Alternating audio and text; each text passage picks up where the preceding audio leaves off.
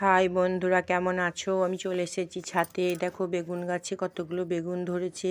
পিঁপড়ে ধরছিল, ওই জন্য গ্যামাক্সিং দিয়ে ছাই ছিটিয়ে দিয়েছি ওপরে। এই দেখো কতগুলো বেগুন দাঁড়িয়েছে।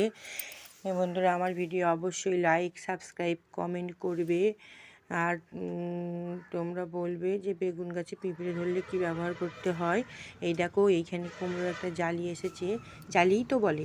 কুমড়োটা দাঁড়াবে নাকি বুঝতে পারছি না। কুমড়োটা এসেছে দেখো ছোট্ট মতো।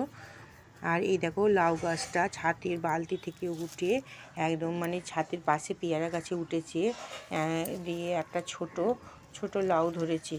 এই দেখো বন্ধুরা, এই দেখো ছোট্ট মতো একটা লাউ ধরেছে। হ্যাঁ, ছোট্ট মতো লাউ ধরেছে। আশা করি বন্ধুরা সবাই তোমরা ভালো আছো।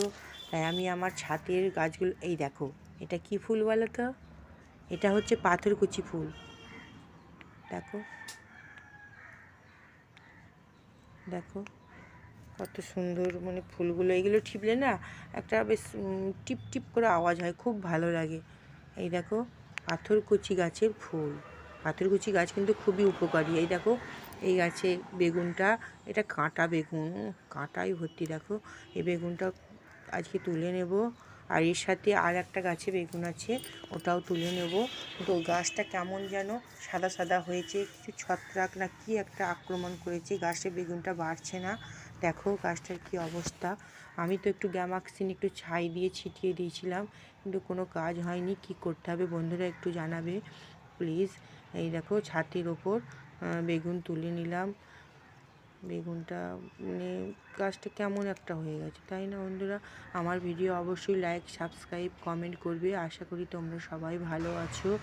এই দেখো নিচেই সিম গাছটা হয়েছে, ছাদে চলে এসেছে। এই দেখো ছাদে আমি গোটা কতক সিম তুলে নিলাম।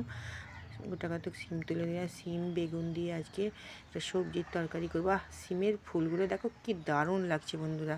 তোমরা সবাই ভালো থেকো আর আমার ভিডিও অবশ্যই লাইক করো। Bye bye.